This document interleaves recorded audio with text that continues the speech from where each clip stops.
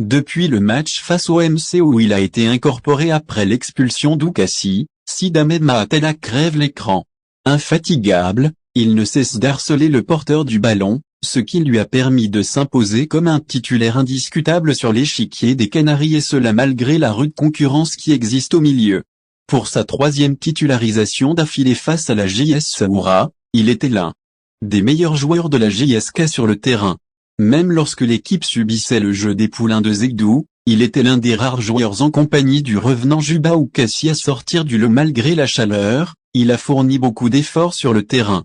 Il confirme d'un match à l'autre que c'est un joueur pétri de qualité et que la JSK peut compter sur lui pour la saison à venir. Et dire que l'ancien entraîneur Miloud Hamdi l'avait totalement grillé en le titularisant lors du match retour de la phase des poules de la Ligue des Champions face à la Vita Club avant de l'écarter. Son rendement ce jour-là n'était pas à la hauteur, car il n'avait pas à participer à ce genre de match sans aucune expérience, mais au lieu de le mettre en confiance, Hamdi l'avait écarté de ses plans. Certains pensaient même que l'ancien pensionnaire d'El Beya n'a pas sa place, mais il a suffi que l'entraîneur Youssef Bouzidi lui donne sa chance lors de la rencontre face au MCO pour qu'il démontre qu'il a largement sa place sur l'échiquier des Canaries. Sa régularité lui a permis de gagner la confiance de son entraîneur qui l'a beaucoup encensé en affirmant que c'est le profil de joueur qu'il recherchait et que désormais les places seront chères au milieu. L'une de ses premières victimes est Ben Youssef qui sera appelé dans les jours à venir à trouver un club preneur. On a cru en nos chances jusqu'au bout arrachant le point du nul dans la dernière minute du temps additionnel. Les Canaries n'ont pas caché leur satisfaction même si leur objectif était de revenir avec les 3 points de la partie.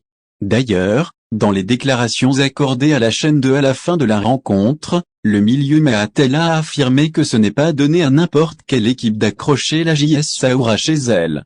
Notre objectif était de repartir avec le gain du match, mais un point face à une solide équipe de la JSS qui est difficile à jouer chez elle est un bon résultat. On a cru en nos chances jusqu'au bout et c'est ce qui nous a permis d'égaliser dans les arrêts de jeu, a affirmé Maatella. On a préservé notre série d'invincibilité invaincue depuis la venue d'Youssef Bouzidi, les équipiers de Souya ont beaucoup gagné en confiance.